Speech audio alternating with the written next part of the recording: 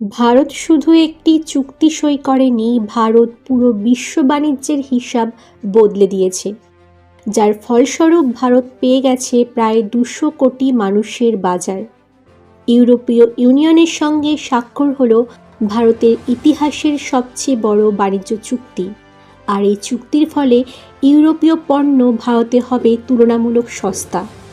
গাড়ি, খাদ্যপণ্য, processed food, পানীয় সহ একাধিক পণ্যের দাম কমার সম্ভাবনা। একই সঙ্গে ভারতের টেক্সটাইল, ওষুধ ও কৃষি পণ্যের জন্য ইউরোপের বাজার আরও খুলে যাবে। এই চুক্তি ভারতের আমেরিকা ও চীন নির্ভরতা কমাবে আর বৈশ্বিক বাণিজ্যে ভারতের অবস্থান আরও শক্ত করবে। এর প্রভাব পড়বে দেশের অর্থনীতিতে, রপ্তানি বাড়বে, চাকরির সুযোগ বাড়বে। তবে এই চুক্তি নিয়ে অস্বস্তিতে যুক্তরাষ্ট্র। ট্রাম্প প্রশাসনের জন্য এটি বড় কূটনৈতিক ধাক্কা বলেই মনে করা হচ্ছে। বিশ্ববন্ধু নীতির মাধ্যমে ভারত স্পষ্ট বার্তা দিচ্ছে, ভারত নিজের স্বার্থে দৃঢ়, কিন্তু বিশ্ব সহযোগিতায়ও অটল। ভারত এখন শুধু অংশগ্রহণকারী নয়, ভারত এখন গেম চেঞ্জার।